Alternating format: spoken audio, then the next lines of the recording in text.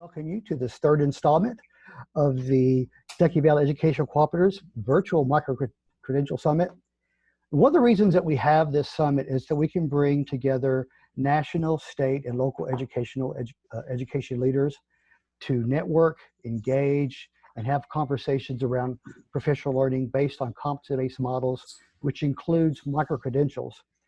We all know that study and research has shown that professional learning that is designed for targeted teachers' needs, that's backed by proven research, best practices, and that makes positive impact on classroom environments that improve student learning, is worth every dime you spent and every minute you spent. So we're glad you're spending this time with us today. Today we're going to focus our professional learning on virtual solutions that address equity to high quality professional learning needs, access to professional learning regardless of your zip code or where you are in the country or in the world for that matter, and the opportunity for others to expand their knowledge, their skill, and their leadership. To be consistent with purpose around virtual professional learning models, we had conversations with others that we needed a uniform set of principles to help guide the way micro-credentials are created. And that's what today's session is all about. And because of that, I'm very excited to be able to introduce today Bedelia Young, Director of Micro-Credentials with Digital Promise, will be moderating today's session that based on work that was created through design principles in collaboration with Digital Promise and the Council for Chief State School Officers. Part of that work group were several organizations. So we're going to be joined by Ed Kaufman, the Manager of Teacher Quality with National Education Association, Christina Luke, who is Director of Digital Certification and Credentialing with Digital Promise, and Elizabeth Foster, Vice President of Research and Standards with Learning Forward. In our prior agendas, we sent out Dr. Marianne Wolf of the Public School Forum for North Carolina was going to join us, but she is unable to today. But we have a great panel, and we are looking forward to this conversation. And if you look at your screen, you'll see some of the 5 big bulleted points that we're going to be trying to address about why the design principles, why now? What are the design principles, and how are they created? And Bedelia will be starting this conversation for us, and we'll be leading this conversation with this great panel of educational leaders. And Bedelia, I'm going to stop my screen to allow you opportunity to pick up. And Bedelia, you're on. Thanks, Robert. And thank you all again for spending some time with us, either in the morning or the afternoon, depending on what coast you are. It's morning here in California. And I want to provide a little bit of background about how these design principles came to be before launching into conversation with these amazing panelists. So as states, districts, and organizations develop systems and policies that include micro-credential recognition, overarching guidance will ensure that we have quality and consistency. And so early in 2019, the Council of Chief State School Officers, CCSSO, launched a certification and licensure collective to improve parts of the system, which included initial licensure and licensure renewal. So as part of the licensure renewal work, organizations, such as the ones that are included in today's panel, looked at how we might move toward a competency-based recognition of professional learning. And that led to a collaborative development of the design, assessment, and implementation principles for educator micro-credentials. And so this research was born out of the need that many of us were seeing in the field to address the promise and the challenges of micro-credentials for licensure renewal. So the design principles provide guidance on 3 specific areas. It provides guidance on designing research-based micro-credential content, maintaining criteria for micro-credential assessment, as well as ensuring that the experience of earning a micro-credential is relevant and impactful for educators. And so today we're going to talk about a little bit more of the research and the background that went into that, as well as work that's come out of it since then. So I want to kick it over and start with Anne to talk a little bit more about policy around micro-credentials in your work. Hi everyone, my name is Anne Nutter-Kaufman. As Robert stated, I'm a manager in teacher quality at the National Education Association. The NEA has over 175 individual micro-credentials available for consumption by educators right now, K through 12, and some of our education support professionals as well. So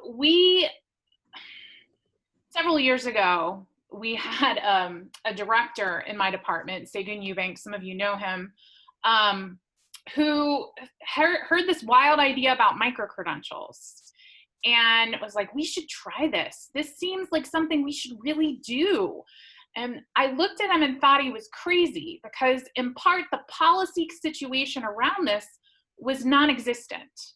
There was very little research and there was very little anything other than individual classroom teachers often providing micro-credentials. Through a process, NEA became hooked up with Digital Promise and have worked with them to create our library. But the policy factors across the nation are large. People, and I hate it, this anachronism is getting very old, but people keep calling it the Wild Wild West, right? The micro-credentials, because there were very little regulation, very little legislation, very little monitoring of what was going on. There have been some pioneers, but that's it. Some pioneers with some of the particular states. Tennessee, a lot of folks did some, districts did some individual pilots, but very little state level kinds of things. So as we continued on with our work and met other organizations that were also interested in this space and better understanding what and how this all would work together, we, NEA reached out to Digital Promise and said, we need to do something here. And so we started having these conversations about what we needed. What would foundational regulations or implementation guidelines or something like that look like? And that then started leading into a conversation with CCSSO so that we then were able to bring more partners on board, because multiple people were having this same conversations across the country about, okay, well, this is a new and innovative idea, but how do we regulate it? How do we give credit? What does that look like? All of these different things. So that's sort of the policy background involved there. And the thing that is also makes this more difficult is that there's very little research to support the whole thing. I mean, in education, micro-credentials may be 6 years old, 7, and trying to do student impact research and other kinds of research on their efficacy and effectiveness is very much in its infancy.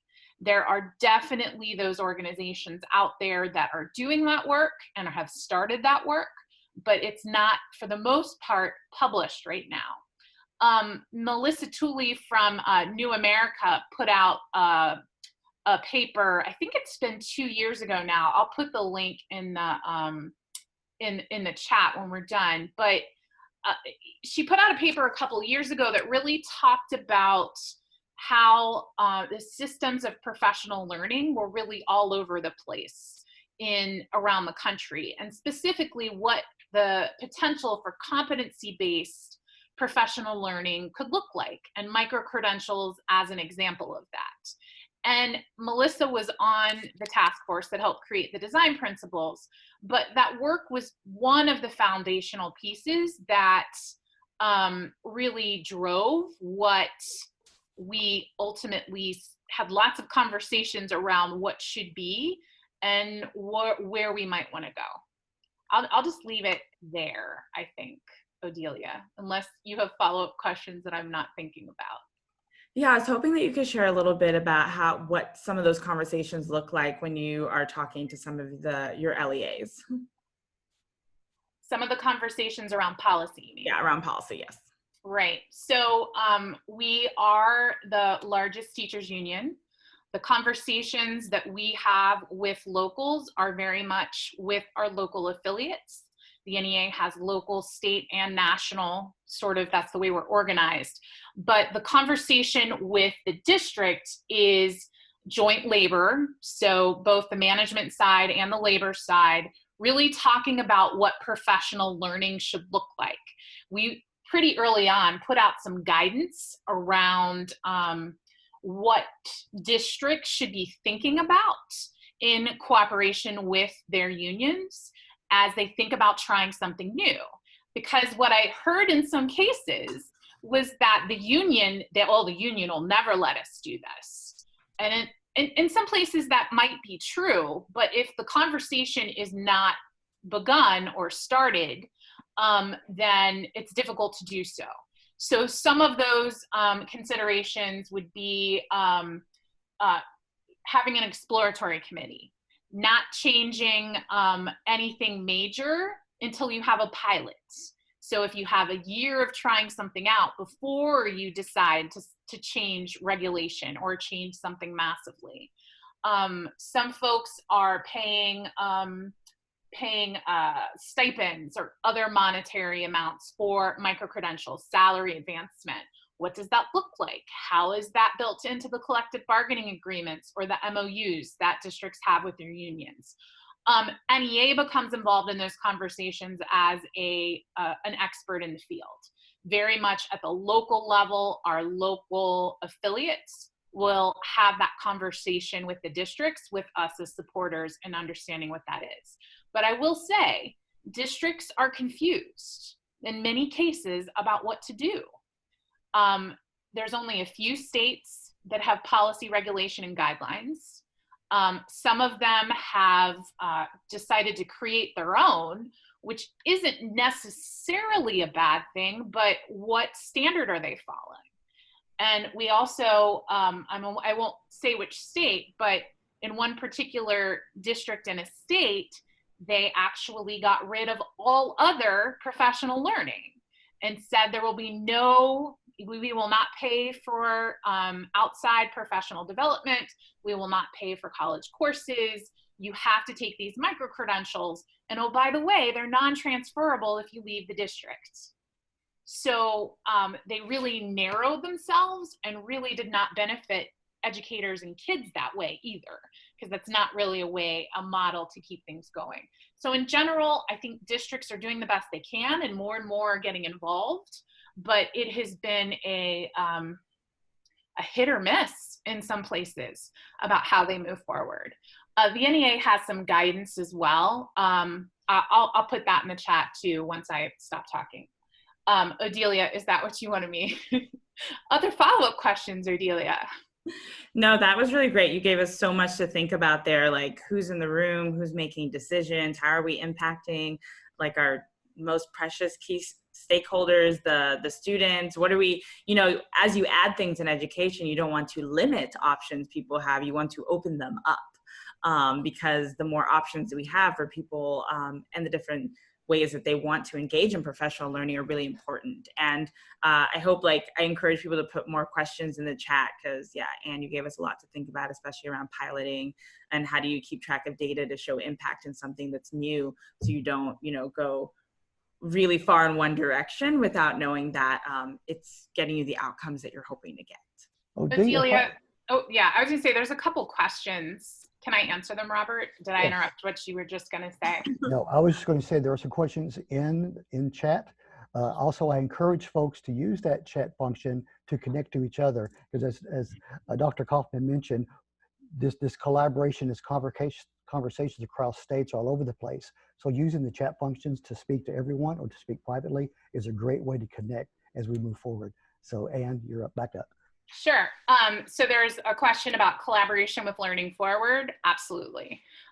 Elizabeth and I used to meet pretty regularly to talk not only about this, but other professional learning factors that are going on. We partnered to sort of think through some of the things she'll talk through, and also some of the work that Learning Forward has completed around this area. She can talk more about that, but yes, we are a partner with Learning Forward. And have been consulting with them around how we think about this. There was a question about Kentucky there. what is happening in our state rather than a general statement, especially since you're not a collective bargaining. Absolutely. Micro-credentials, at least I can talk about the NEA micro-credentials. They are being widely used with ESPs especially. I know our Kentucky instructional and professional development person actually mentioned that there were several districts that were using the ESP micro-credentials during the pandemic as a way to keep people employed so that they are able to complete professional learning opportunities during this time that are valid and are recognized by the district. I've also seen them used for supporting evaluative sort of measures, not that they are included as part of the evaluation. Cooper, go away. Sorry, my son, he's 6. That if someone needs to work on something, then they would assign them a particular micro-credential to help support their work in that area. To my knowledge, with our micro-credentials, that is how it has largely been working.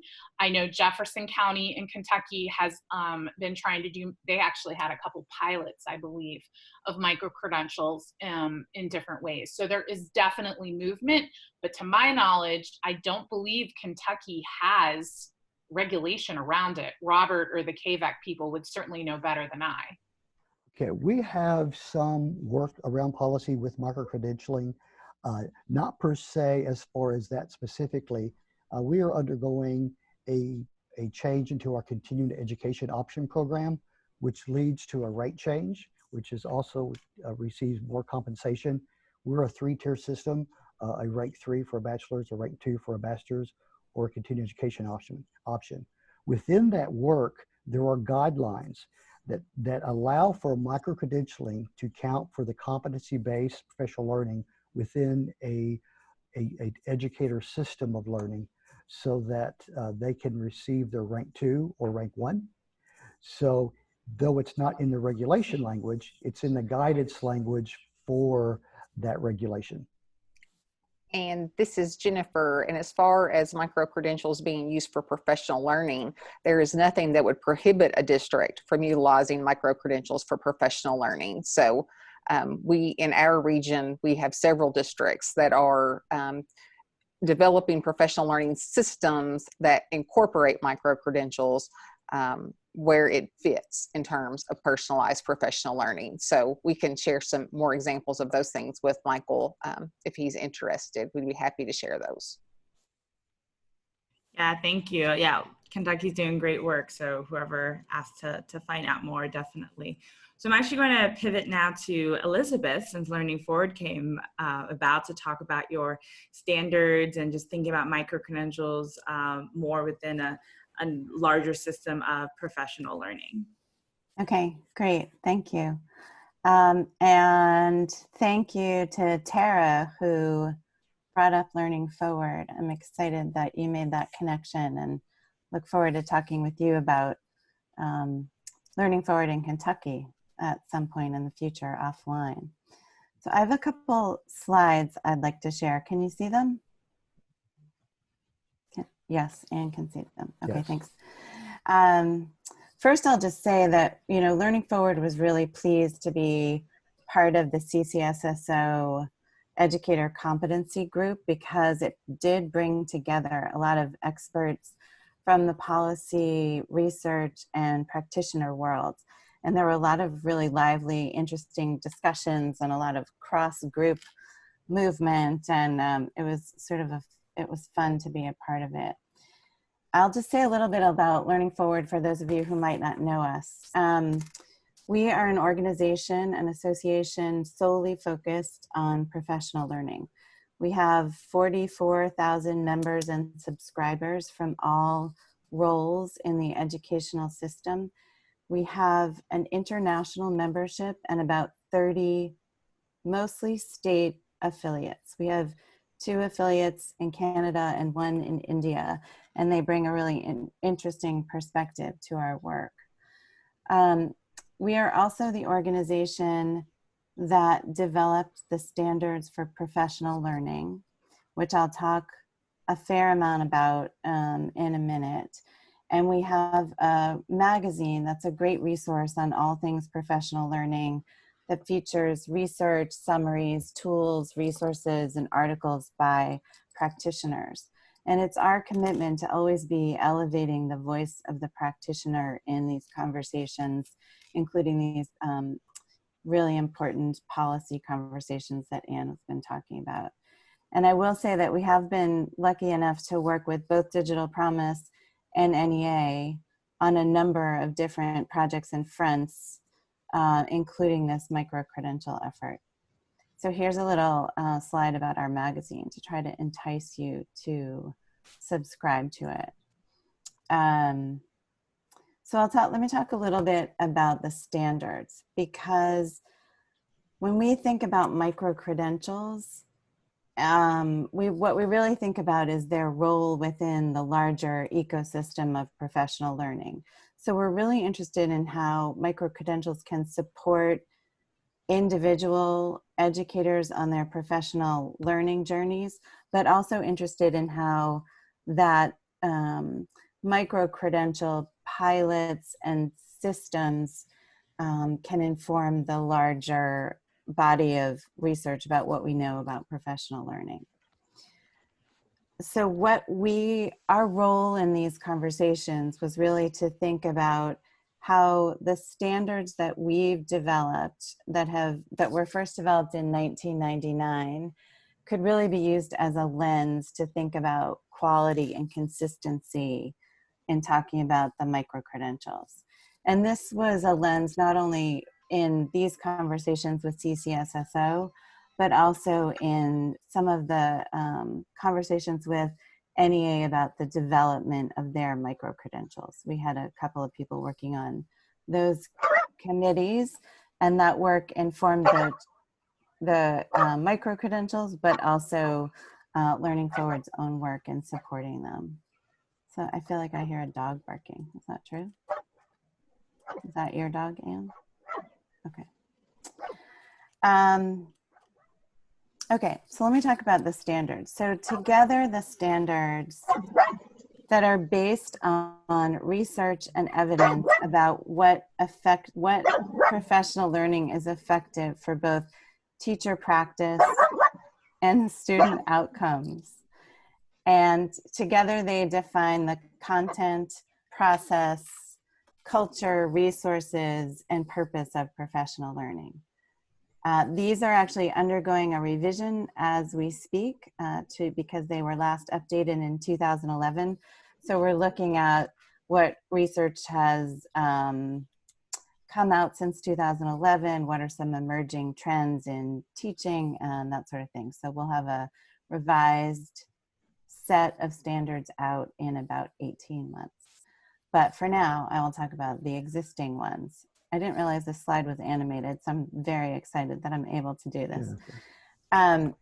So these are the standards: learning communities, leadership, data, resources, outcomes, implementation, and that's all. Implementation and learning designs.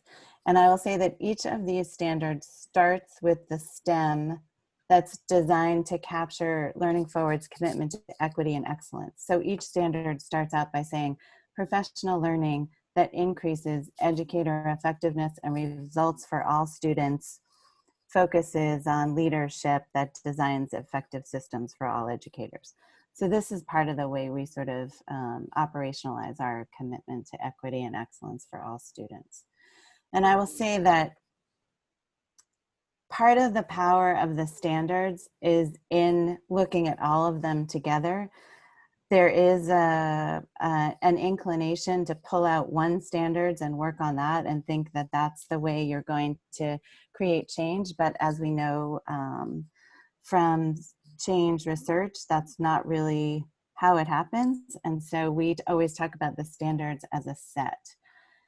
That said, I'm going to talk a little bit about how we have thought about mapping micro-credentials to individual standards. And our goal here was really to sort of think about the larger frame of what we know about what's effective in professional learning, and then how micro-credentials fit within a broader frame and system. So for instance, I'll just say that when we think about micro-credentials, we think about how in the learning design standards, it calls out the use of technology and asynchronous learning to increase an individual educator's, improve an individual educator's professional journey in ways that benefit their colleagues and students. So one of our exercises when we worked with this, this CCSSO group was to really just try to map some of the elements of micro-credentials to these longstanding research-based professional learning standards. So in another example, the collection and analysis of student artifacts or classroom observations that's part of the documentation required to earn micro-credentials really aligns well with what is defined in the outcomes standards. There's also a leadership standard that speaks to how leaders recognize and provide support and systemic space for the fact that individual educators often need to pursue new knowledge, skills, and practices. I'll say one more thing about the standards. One of the standards, this learning community standards, which people sometimes think is about professional learning communities, but it's actually really about an overall culture of learning and collective responsibility.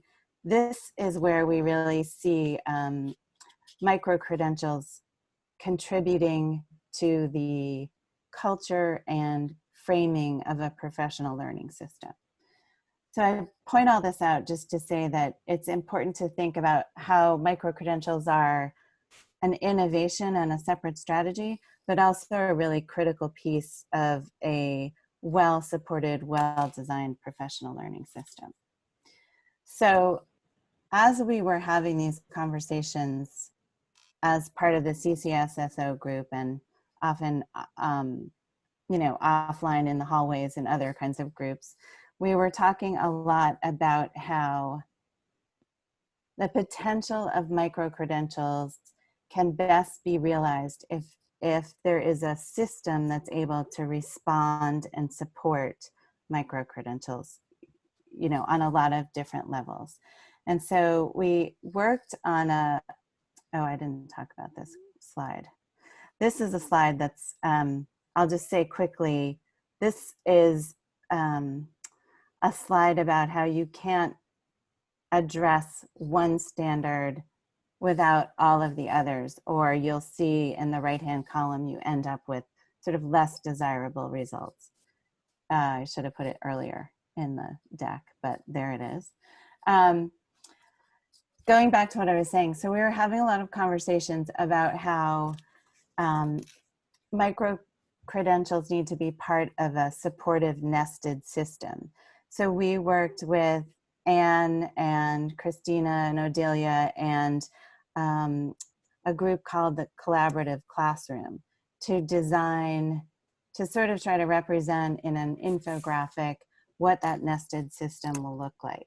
So you'll see in this slide that we are really advocating for not separating out any particular level or input that supports this teacher-student relationship. And this is just something we put together and wrote a blog about how when you're considering developing and launching micro-credentials, these are a lot of the aspects of the system that need to be considered in order to really realize the potential of what in some cases is a pilot or an innovation.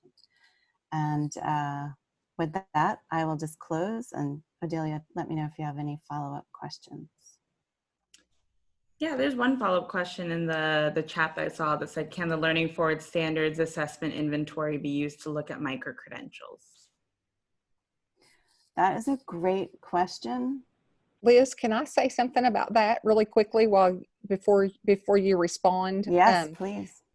I just recently completed my doctoral dissertation, and I did it on the impact of micro-credentials on educator professional practice, student outcomes, and educator perception of their professional learning. And I did have permission from Learning Forward to use the first version of the Standards Assessment Inventory in my research. And so it worked very nicely to capture how educators were viewing their professional learning experience using micro-credentials or traditional professional learning through the lens of the standards. So it did work very well. And I would be happy to share that with RJ or anyone who is interested in kind of seeing what the educators' perceptions were of their professional learning. Oh, that's great. That's so much of a better answer than I would have given. So I really am glad that you jumped in there. And did you share that with anyone at Learning Forward?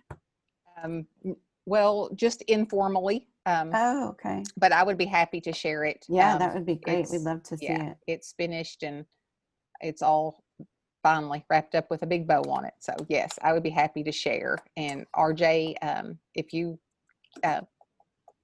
I'll get your email address from Robert and I will email it to you. Great. Thank you.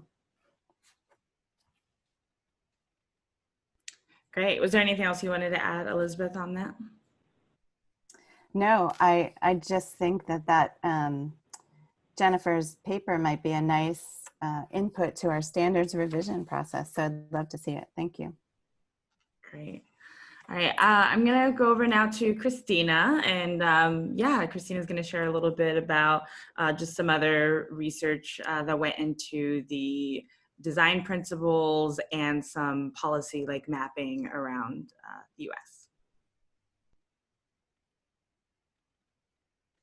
Thanks so much, Odelia, and thank you, Elizabeth and Anne and the team from KBAC for having us today. So my name is Christina Luke. I am the Director of Digital Certifications and Credentialing at Digital Promise. And our mission on our digital certification and credentialing team is really to expand access to high quality learner-centered professional learning experiences. And we do this by striving to center voices and perspectives of educators and their communities, and try to co-design solutions wherever possible. And we also care about advocating for policy shifts that will lead to more powerful learning experiences for educators and many other adult learners as well in their learning journey. So the idea that I want to share with you today is related to this policy report that we produced in partnership with the Center for Teaching Quality on the recognition of micro-credentials around the US. So this was published in 2019, and as Anne and Elizabeth have alluded to, it also was a result of some of the work that we were doing in partnership on this credentialing and licensure collective task force. And so through the task force work, the author of the report, Barnett Berry, kind of documented where states and districts were in their micro-credential adoption process along 4 key dimensions. And those dimensions were initial licensure, recertification and professional learning, evaluation and support systems, and career pathways and advancement. So I'm just going to give some kind of high-level notes from each of these 4 buckets, so you get a sense of where things stood for micro-credential policy adoption roughly a year ago, and then I'll give kind of an addendum update since then. So for initial licensure, many states, as you might be familiar with, require some kind of performance assessment for initial licensure, which is really good news because micro-credentials at their core are competency-based performance assessments. It's a demonstration of learning. So that is in alignment with how many states are already thinking about initial certification. And several states are in the process of considering how micro-credentials could help certify teachers, particularly in high-need areas like computer science.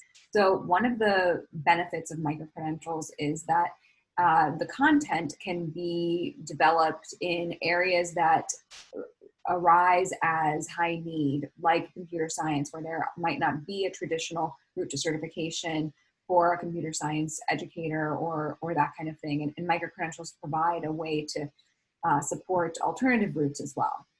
As Robert mentioned, in Kentucky, Educator Professional Standards Board waived the master's degree requirement in order for teachers to earn rank 2 license from rank 3. So that opens the opportunity for micro-credentials to be used as a marker of accomplishment. And in Arkansas and Washington State, for example, teachers can now get relicensure credit by conducting action research and participating in study groups. And these kinds of adjustments also pave the way for micro-credentials to be inserted and integrated into a system that is really focused on performance and less on seat time, which is great news. So the next bucket is recertification and professional learning. And many states, as I'm sure you all are familiar with, require CEUs or some kind of time-based fulfillment for learning requirements for relicensure and professional learning. But more and more state departments of education are recognizing performance assessments for this too. And we were able to find 7 states that had formal recognition policies in place. So that's good news as well. We, for a few state examples, we know that Georgia requires teachers to develop professional learning goals and engage as a professional learning community to help complete those goals. So that is a move that that is promising towards more competency-based professional learning as well. And we often keep our eye on Virginia, which has passed a bill to establish micro-credentials to permit teachers for computer science and STEM endorsement areas. So that's something that is continuing to evolve in Virginia. For teacher evaluation, we look more to examples of district implementation of micro-credentials than state. So districts are, need to, and LEAs need to think about how to support continuous growth for educators. And many districts we work with have explored ways to integrate micro-credentials into teacher evaluation systems, so that the conversations are really about skills and knowledge and a focus on growth and learning, which is promising. Plus, we're seeing that districts are often tying micro-credentials to career pathways and advancement, including incentives and things like that for educators, which is great.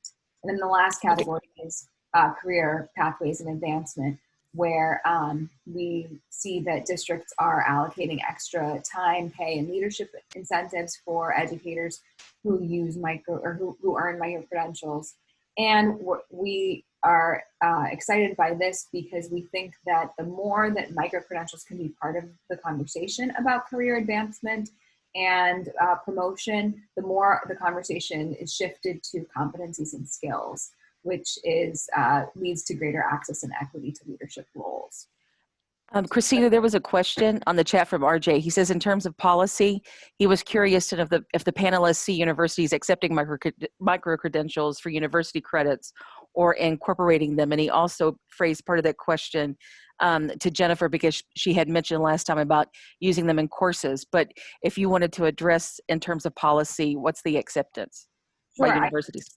I can give one thought there, and then maybe other panelists will have some thoughts as well. But when we talked about our task force, one of the contributing partners on the task force was the Teachers College from Western Governors University, which is an online university that is focused on competency-based education, and they are in the process of embedding micro-credentials into much of their work because they're already set up to be competency-based. So they use performance assessments for all their assessments and see a real value in connecting micro-credentials into that, particularly for teacher candidates advanced learners and continuing education learners in the field of education. So that's an example. And Southern New Hampshire University also uses micro-credentials. I think that it's becoming more, there's increased awareness among higher education institutions about this.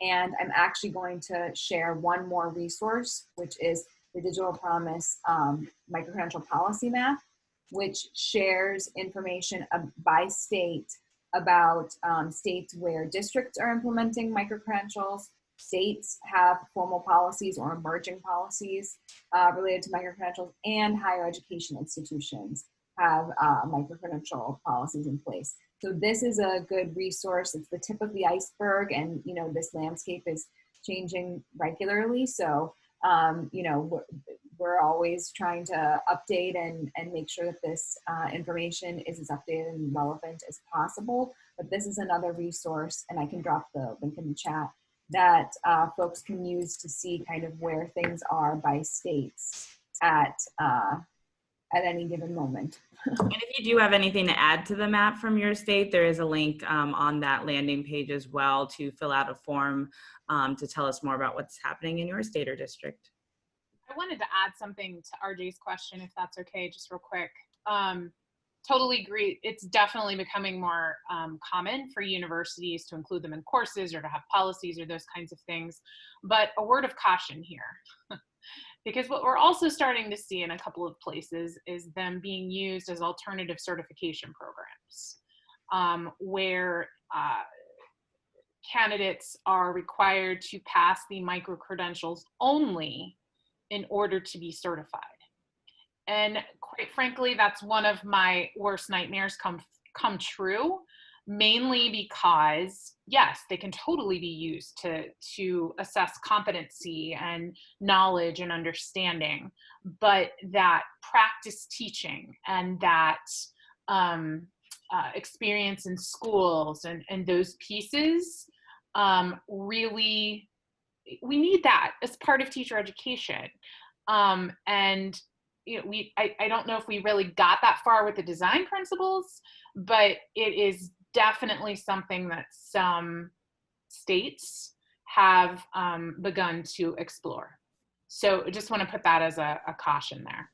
And I want to piggyback on what you just said, because even in Kentucky with our continuing education option, micro-credentials, and the department was very clear, micro-credentials are not the method to get your rank changed. Micro-credentials are an embedded component within a competency-based system. Rob Akers, the director of certification, said even if you submit something that's only micro-credentials, it will not be adopted for rank change. It's got to be paced part and nested within a system for professional learning. And that's kind of how we see this as well. So thank you for your thoughts on that. Yeah, Elizabeth, or did you want to add anything, or Jennifer, did you want to add anything? I added mine in the chat box just because RJ mentioned the fact that I had mentioned them earlier. And just as an example, I'm teaching 2 college classes right now, and they both require their master's level classes, and they both require clinical hours. Well, clinical hours are not really a possibility right now.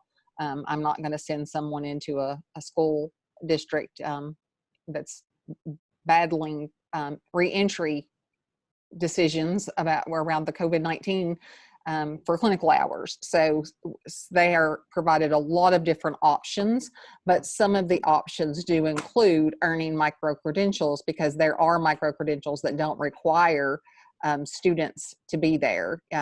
Some of it is professional learning and the development of teaching materials and those kinds of things. So I have shown them some, and then I give them the opportunity to look for others that are relevant to the course and to their own professional learning as a way to earn clinical hours. I would just add that the current COVID situation is unique, we hope. But we know that effective professional learning is embedded and close to the classroom and sustained over time and reflective. So the idea of micro-credentials as a part of the system is very appealing. The idea of them alone is not in line with what we know is effective, or the ESSA definition, or what sort of the research bears out. So. Yeah, I think Elizabeth, you're definitely getting a question I wanted to come up to, so maybe we could just go from there. In terms of COVID-19, of course, has glaringly exposed very long festering inequities in education. And so I'd love to hear from all the panelists about how has your work around professional learning shifted, and how do you see micro-credentials supporting learning during these times? I started to write some things in a box because I didn't know you were going to say that, Bedelia. So right away, when the pandemic started, we created a page on our certification bank that really took this into consideration and provided some options for educators who did not have access to a classroom, but were still interested in micro-credentials. So as you click on that link, you'll see three boxes up at the top that basically divides the micro-credentials into those for distance learning, those that do not necessarily require a classroom, and then those that are specifically for education support professionals. Right above there, we also have a link to some ideas that are sort of creative thinking about what can be substituted for particular requirements. So that just being creative, not that you can still assess students. It just may not be in person, for example, if that's part of the micro-credentials, that even when you're online and you're teaching online, you can still do that. Other ways that our professional learning systems have really changed since the pandemic. We have begun to offer lots of webinars on educational technology. I think we've touched about 7,000 educators in 9 states with those. We've started micro-credential professional learning communities, both at the national level and at the state level, for educators across the nation. So we had already been moving to much more online blended learning kinds of things. And we have seen a drastic increase in the number of individuals who are looking at our micro-credentials and taking them. In February, we had probably about 3,000 users on our site. And that's we launched maybe a year and a half before that, maybe 2 years. As of last month, we had over 10,000 users that were registered and signed up for a micro-credential. The amount has just increased exponentially. I will say we're seeing the same kind of demand for information about online and hybrid learning. And like Anne was saying, we've been doing these webinars every week since the COVID shutdowns, and are seeing just this hungriness, this hunger for resources and tools and information.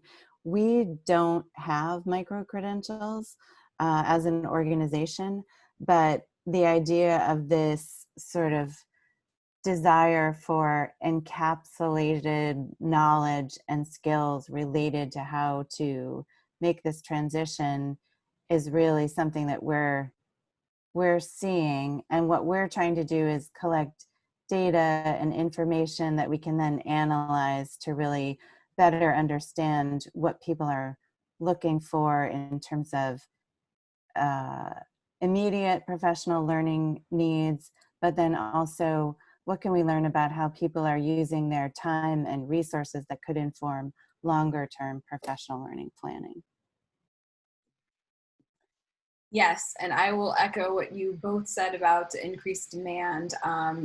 I think that Bedelia and the micro-credential team at Digital Promise have seen a steep increase in interest in micro-credentials and in exploring the content and submitting micro-credentials for assessment. And I think the way that we've responded to this, and I want to acknowledge this is under Odelia's leadership, so I feel a little bit like I'm answering for the moderator here, but has been to think about how we can curate micro-credentials that can specifically be earned without a live student classroom in front of you. So for educators to earn micro-credentials in a digital context, or the micro-credentials that they can earn without needing to have evidence that is solely only able to be gathered in a live classroom setting. And then also developing a suite of micro-credentials about transitioning to digital learning, so that folks who are going through this process, whether they intended for it to be a professional learning experience or not, are learning a lot about how to transition all of their instruction to be digital. And this is a way to get recognition for that learning by offering these micro-credentials that can be earned along the way. But we are continuing to adjust and explore ways to be responsive to this moment, not just in terms of COVID, but also in terms of racial justice and equity, and working to try to create and surface more of our micro-credentials related to culturally responsive teaching practices and leadership, particularly related to having tough conversations about race and kind of where the education system has failed. We have a question for Anne. How will you address assessing demands? Yeah, sure. I started to address that in the chat box as well. Yes, we've had an increase in assessing requirements. All of our micro-credentials are assessed by trained members. Typically, they are the ones who actually assisted in writing the micro-credential, but not always. And we have a pretty rigorous training that all assessors go through, and they go through norming 2 or 3 times a year to make sure that everybody's on the same page. The amount has increased so much. We've added more members, but then we've also identified several lead members who are serving as mentors and guides for the newer assessors if they need more assistance. So we are an organization that's really trying to promote our members as the leaders in this space. The educators know the most about the kinds of things we're talking about, and the more that we can incorporate them into the professional learning process, we believe the stronger that it will be. Yeah, I just want to also say that, like, every time I work with the NEA, I'm like very inspired by how much they're uplifting educators as just amazing professionals who should be uplifted as the leaders that they are inside and outside the classroom. And also want to add that, especially like thinking about micro-credentials, I've been working on the micro-credentials at Digital Promise for almost 5 years now. And the question of assessment is always a question that comes up, because people want to make sure they can trust the assessment. Who's assessing? Can we, is it always a human being? And like, it is a human being, because there are things that need to be reviewed. There's certain things that can't be automated.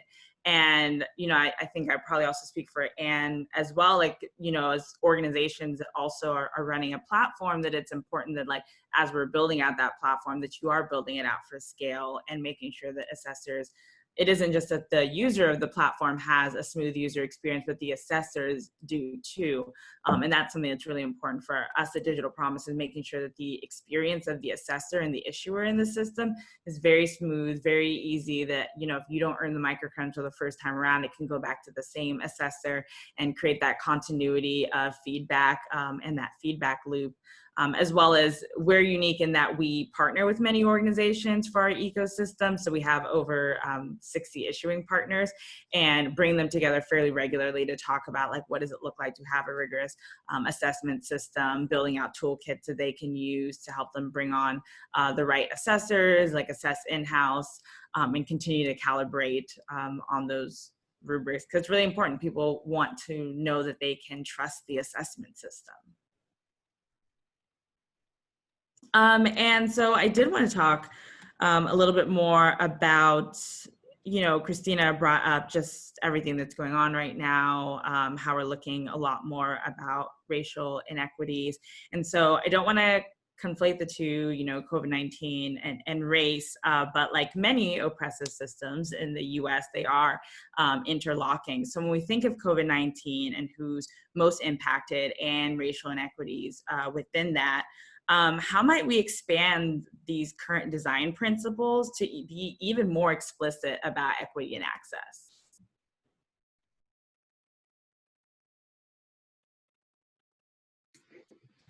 I can start. So I think that right now the design principles are organized into kind of three dimensions: the how to design a micro-credential, how to assess a micro-credential, and then how to implement. And they're really meant to be a kind of high-level policy document that offers some clarity about qualities you should look for in a micro-credential if you're, you know, in any of those roles, the role of a designer, implementer, or assessor.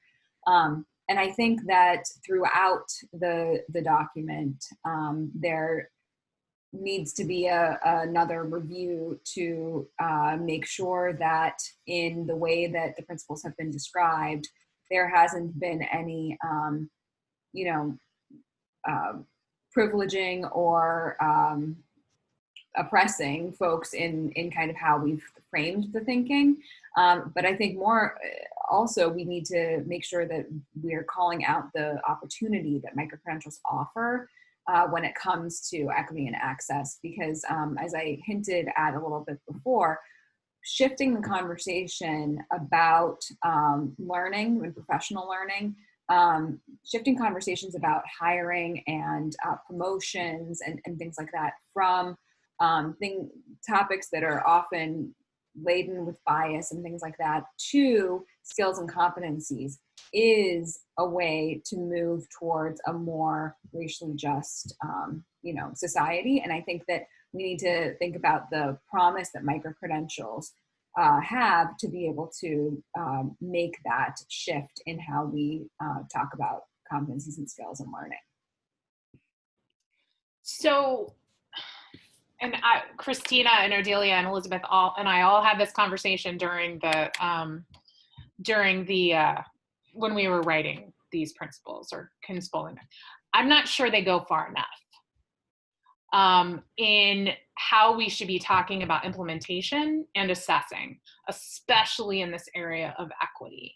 Because when we are really trying to address these very complex issues, sometimes you can't do that at the national level. Normally you can't. You can make suggestions, but the district implementation and specifically how these micro-credentials are being assessed, the individual's own privilege in assessing the micro-credentials that are submitted, these are all points that need to be highlighted in order to address the systems that we're seeing. And the design principles are a great start in trying to figure out how we put some boundaries around what is a micro-credential and how do we implement it. But there needs to be a next step because they don't go far enough, in my opinion.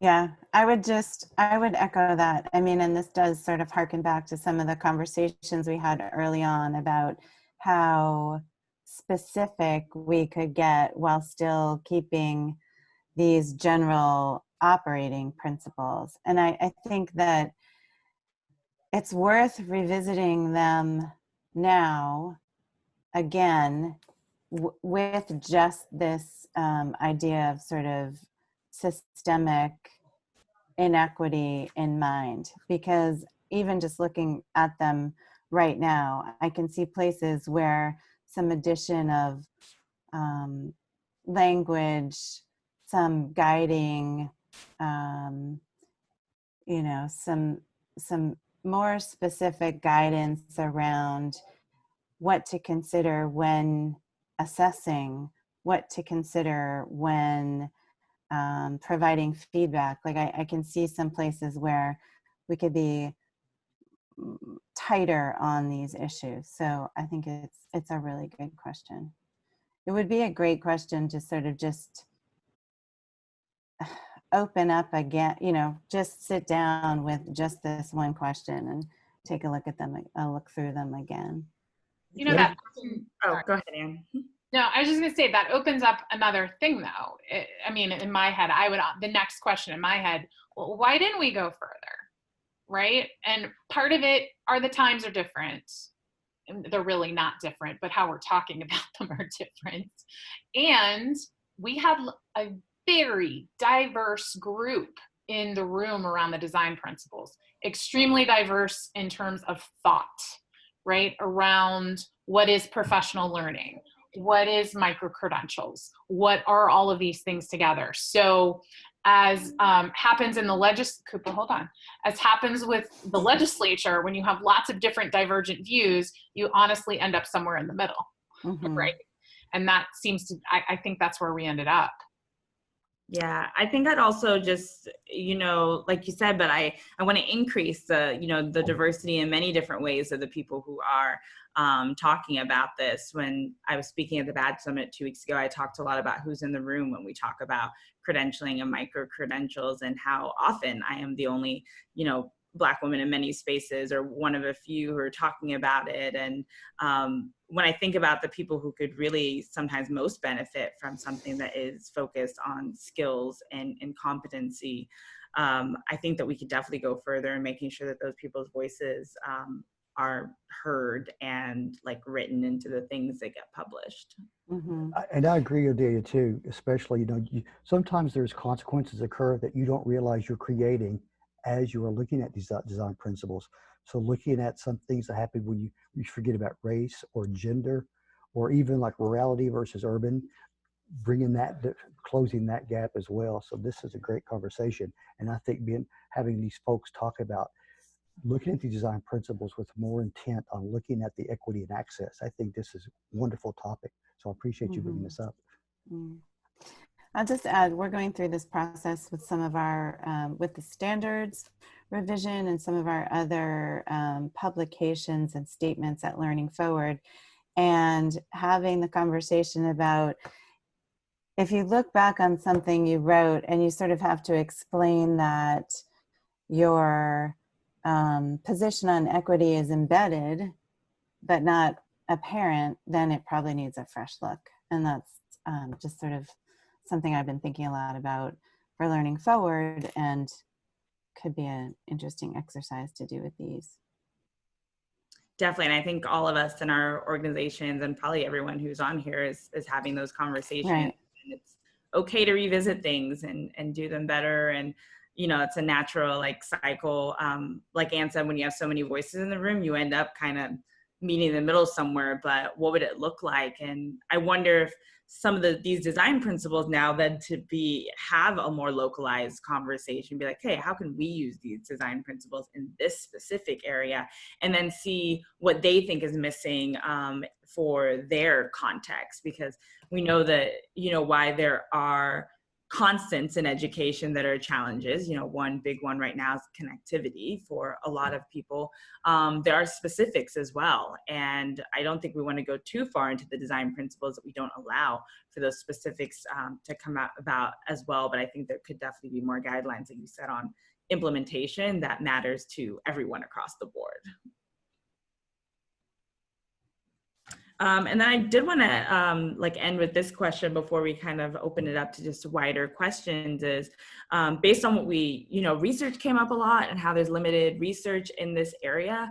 What kind of research would you like to see come out in the next, year, 2, 3 years from micro-credentials? And what are some of the key research questions we need to be asking now? And I guess the last part of that is how would you like that data to be shared so that we can all move forward in better, more explicit ways? Well, I would love to see Jennifer's dissertation and her research sort of surfaced. And I don't know if she wants to talk about that a little bit, but that idea of sort of comparison of approaches would be really valuable. Yeah, and I would, I think the one thing that I took away from that research was there are a whole lot more questions that still need to be answered. I compared in the research was really looking at 3 very distinct areas.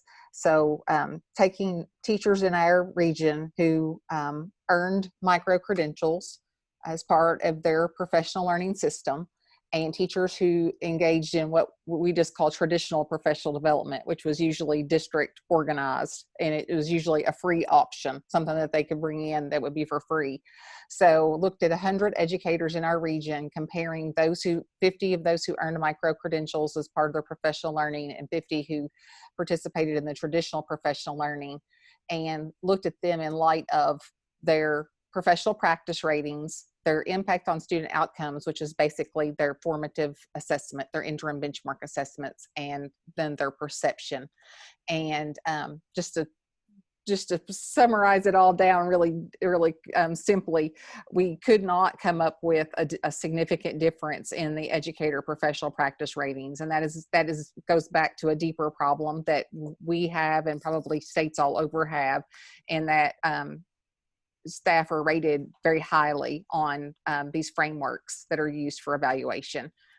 They're not being used for continuous growth and improvement. They're being just used as a check off, as everyone is accomplished. And so we had that issue, and that needs to be addressed in more research. But the other 2 areas, the student outcomes, the teachers who participated in micro-credentialing for professional development had statistically significantly higher scores on their interim benchmark assessment, which we use the MAP assessment, since most of our districts use that.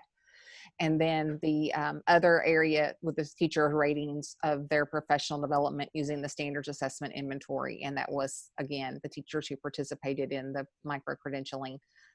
It was statistically significantly higher ratings of their professional practice, and saw lots of connections. And in my research, I cite the standards that they felt were more firmly addressed by micro-credentialing than by traditional professional development. So it's great reading if you can't go to sleep at night. I'll be happy to send it to anybody to cure their insomnia. But it has really helped to guide our thinking and help us to think about more things that we need to delve into and research. So it was fun, believe it or not. I actually had fun doing it. Love a little light reading. Yeah. But yeah, research to the rest of the panelists. So I started writing down lots of little things. And as a researcher myself, I'm like, well, how are we going to do that? But I'm trying not to get stuck in the how, because there has to be a way to measure some of these things. I mean, obviously, I think the big ones, impact on, don't cover up the video.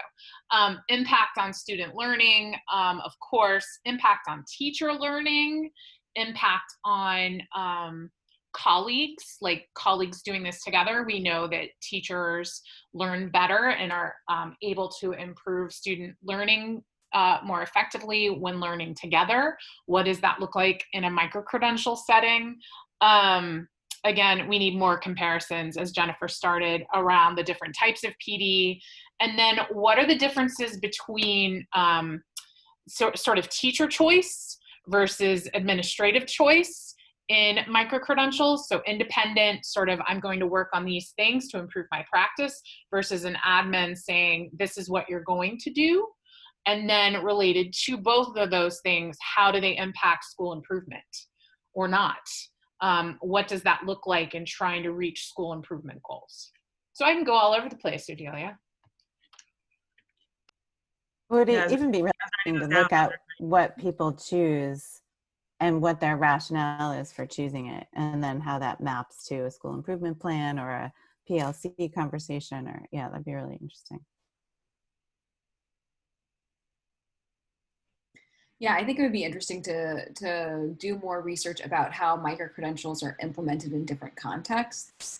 So to the same point of seeing where micro-credentials are nested into a professional learning system, where they might have integrated, micro-credentials that they're doing in concert maybe with peers, or that's organized in some way by their school or district, versus individually selected micro-credentials that are done kind of in isolation. Versus micro-credentials that might be a component of demonstrating your learning, but there's a kind of common learning experience that folks are going through. Because I think that sometimes we think of micro-credentials as only being kind of independent learning experiences, and that's not what they are. They're the demonstration of learning. The learning usually happens through another mechanism. So they can be used in conjunction with a common, like a shared learning experience or a professional learning community or something like that. And then I also am interested in whether micro-credentials as a kind of tool for advancement and recognition have any effect on teacher satisfaction and retention. Because I think that high quality teacher retention is something that, you know, there's always more questions about how to help teachers feel, you know, that they are being recognized for the work that they're doing. And that's something I'm interested in. We've got a question on the chat for the panel. It says, could the collaboration of NEA, Learning Forward, and Digital Promise use the Learning Forward standards to see how micro-credentials impacts equity and excellence? I saw that question. Yeah, I'm not sure I exactly understand what that question is asking, though. Is the equity and excellence something that is defined? Is it part of the, or is it just thinking about It's part of our mission. It's part of the Learning Forward mission. So I think, I don't know if you want to unmute RJ and have him ask a question. I did. I guess, thank you, panel. I guess what I'm seeing a really great collaboration, and the standards are there, and the standards were used, and what you explained was first and foremost is equity and excellence. So is there a way that something could be published, something could be shared on how does micro-credentials impact equity? How do micro-credentials impact excellence in the teaching and learning? So that's, it would be, you know, a focus of equity, a focus on excellence. I guess following up from what you folks were describing a little earlier in this discussion on Bedelia, how you posed to the panel, how could you go further with looking at equity? Is there a way that micro-credentials could be, you know, maybe brought to the forefront and saying this is how they could impact equity, this is how they could impact excellence? Yeah, so I think that's, I was still thinking it was a research question. That's why I was kind of getting confused. But I think I would say that could be research though, right? It could be research, yeah. It could be, it's a great line of inquiry, I think. We just need RJ to pay for it. Well, I will say that as we're doing this revision of the standards, we are building a more robust set of implementation tools than we ever have. And this question of equity and sort of how equity is being impacted and realized at the state, district, and school level is part of the conversation around those tracking and assessment tools. So this might be a really nice place for that to sit in our work. And I'll just say we'd love to partner with NEA and Digital Promise to do this. I love taking these questions and then figuring out how you get to them. And this would be a great team to do it with. So sure, let's do it. We had several questions at the end of our collective experience that we wanted to try to figure out to move forward. Some of it is funding and trying to figure out who does what when. And very honestly, right now, in the time that we are in, we're not doing as much collaboration as more trying to figure out whether kids are going to go back to school, and you know, all of these immediate problems are in our faces as they need to be, because they need to be dealt with, and some of these other things are really getting put on the back burner, and that goes in terms of funding, that goes in terms of capacity. all of those kinds of things. So we can identify all kinds of questions and research that really needs to be addressed. And maybe that micro-credentials have become more, there's been definitely more demand, that there will be more of a demand for research as well, and the funding that will enable that to happen. But as of right this very moment, this is a difficult conversation with partners, mainly because we're talking about how do we open schools, how do we keep people safe, how do we make sure that we're respecting diversity, equity, all of those things. I would, NEA is working from home indefinitely. So I'm hoping that the next phase will begin to be more about, okay, so now what? Here are the things that have worked, here are the things that we have questions about, and here are the collaborations that we need to move forward. Yeah, and just to echo that, I think that's also why, we were actually inspired by your COVID-19 library to curate micro-credentials that are really specific to what people are looking at now. And we spent a lot of time in the last month or two, with these 5 transitioning to digital learning micro-credentials, because we're like, whatever we're putting out right now needs to be about the need that everyone is talking about. And if, we're having conversation about safely opening schools, and hopefully we can also have conversation about preparing to do whatever needs to happen in the fall, to ensure that students and communities feel safe, but also that students and communities can be learning and growing together. I think we should still talk about it though. Elizabeth will arrange the call. Well, I just think we're learning a lot. So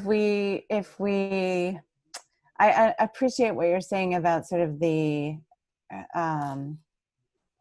crisis that we're in at this time, but we are learning a lot about professional learning requirements, demands, priorities, the amount of time something may actually take versus the amount of time we theoretically have assigned to it.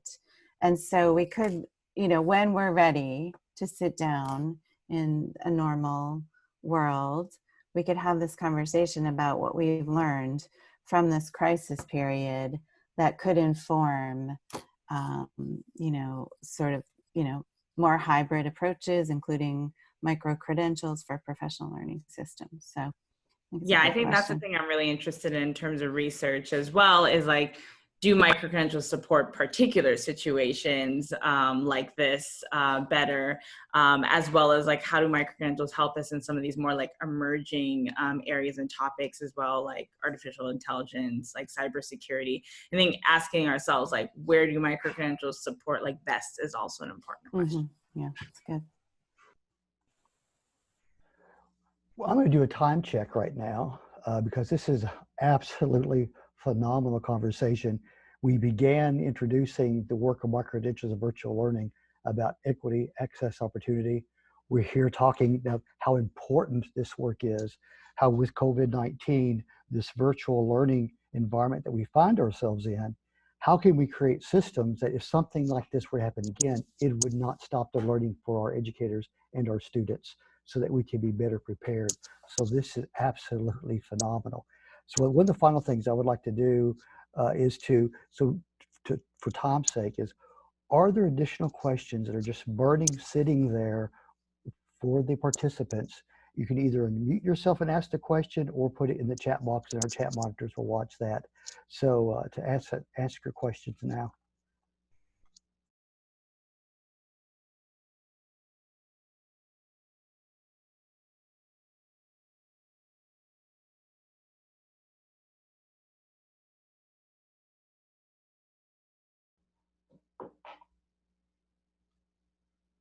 I think that's great wait time. So any panelists, do you have any final thoughts before we end this session? I think I just saw a question. Okay. What is the piece of data that you think is going to be missing 3 years from now for this research?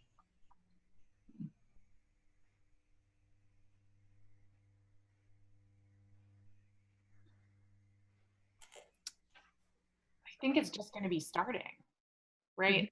to obtain quality research longitudinally, it takes time. And to write a good piece and do really good research without that being your only job can take 2 to 3 years, quite frankly. So I think we may have more answers, but I think, in my opinion, what answers we'll have will depend on what Elizabeth talked about a little bit ago, in that what do we have success with during this crisis time, and what pieces can we advance based on that, so that we can answer the questions. That is a non-answer to your question, but I think we're going to be in a very similar place. I think that one of the challenges in this conversation about research, and you're talking to a bunch of folks who consider themselves researchers or in conversation with us, is that research can mean many different things. And when we think about policy level research, it's often quantitative at a very high level, aggregating lots of information. And sometimes the stories of context and implementation and things like that get lost in this very 30,000 foot view of things.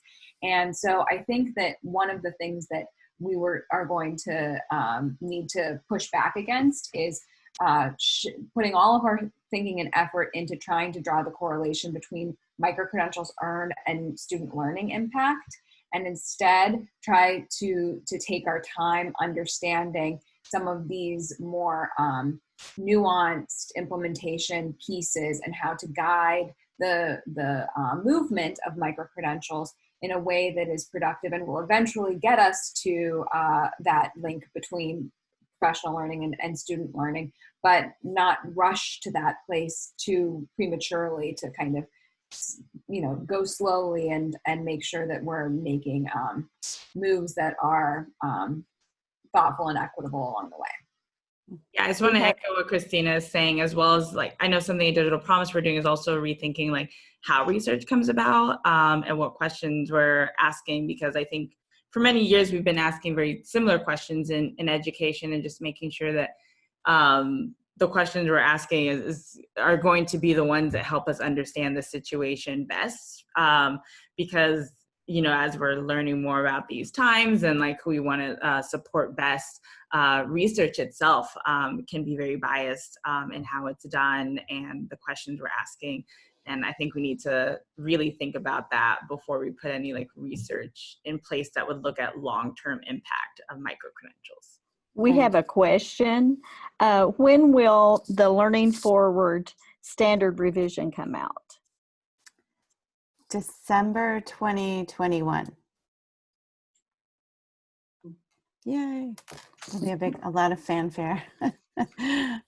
Probably at our conference, December 2021.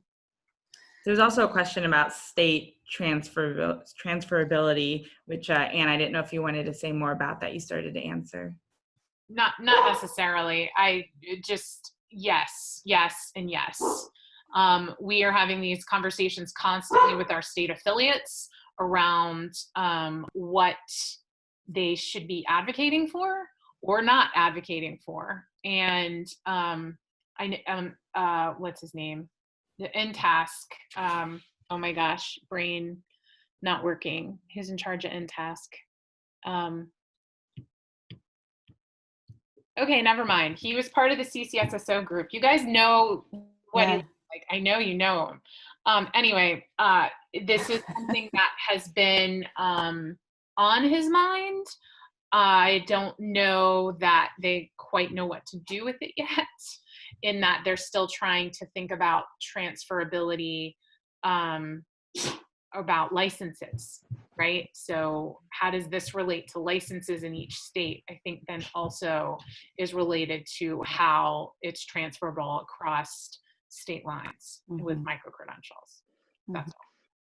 Yeah, this is Lynn Bechtel, and I'm at the Kansas Department of Ed, and that is a huge issue because, unlike education preparation programs that have national organizations that accredit them, on comparable scales. That's not the case here. We don't have a set of national standards or anything like that. So the quality and the various vendors that are popping up, you know, saying that we can provide you with these kinds of things, is really a big consideration to think about, and then the capacity to try and maybe vet those types of things if necessary. So those are all, I mean, everything we've talked about today has been wonderful and great and so important. And then there's also just this little extra, this extra thing hanging out there is like, okay, yeah, we all agree that this is what content and quality and need look like. Great, let's do it. But then what happens then? Mm-hmm. Okay, we've got time for one more question in the chat, and this comes from Michael, and he says, why micro-credentials, why is micro-credential an appropriate approach to professional learning as opposed to obtaining advanced degrees or completing additional college level courses? I don't think it's an either or. I think there can be great advantages to taking the college courses or getting an advanced degree. However, micro-credentials are bite-sized pieces of of learning, whereas a college degree and a course are much bigger. So for the average teacher who doesn't have the time or space to take a class or to pursue an advanced degree, micro-credentials do provide an opportunity to advance their learning. And we would also argue at the NEA that there needs to be, just as in many states with advanced degrees and college courses, there's additional payment. So if I'm proving that I'm competent in an additional skill, then I should be compensated appropriately, whether that's on a salary, a base salary scale, or whether that's a stipend. So This is Robert. I can see micro-credentials as being part of courses at the college in advanced degrees, not separate, but embedded within. So we look at micro-credentials in two different sets, one being for continuous professional learning for those required hours, but another, how to get those specific competencies that support college coursework and bring those together to advance an educator's profession. And I think this is a great, Michael added, this is a potential research question to be investigated. And this is something that would make for a great case study or, sort of a great improvement science investigation to look at sort of the differing impacts of those two approaches in a similar setting.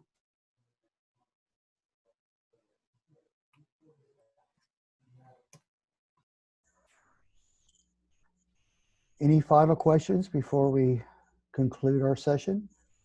Bedelia? Yeah, no, thank you, Elizabeth and Christina. I love and enjoy working with all of you. And I think that there's a lot that we surfaced here that we can keep having conversations around. And I'm just happy people are having these conversations. I was so looking forward to this session. I was so excited yesterday thinking about this wonderful panel coming on. I've practiced and looked over this. I just wanted it to be perfect for you guys because I was looking forward to hearing from you. So I do thank you for being part of our panel. I thank our participants who came on to listen, to learn, to share, and please use this as opportunities to network. Some of you mentioned, and as we show the policy map, what's happening in different states. At the August 11th date, we're going to have panelists from 8 different areas across the nation to talk about how micro-credentials are being used in those specific states. So I'm looking forward to that conversation.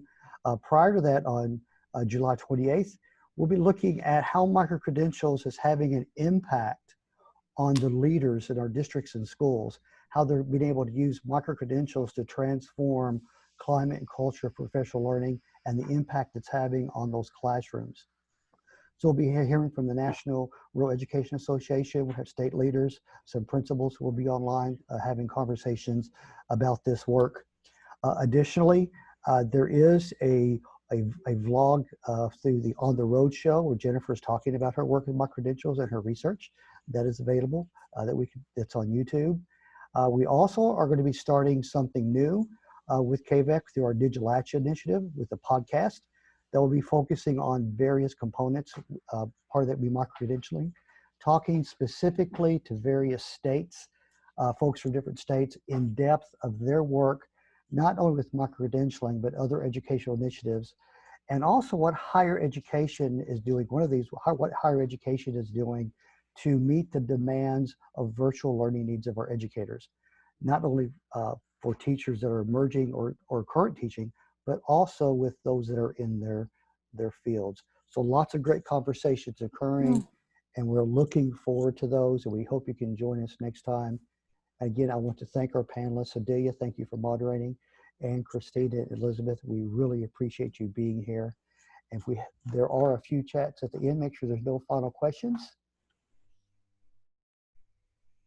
Again, thank you so much, and we look forward to seeing you on July 28th.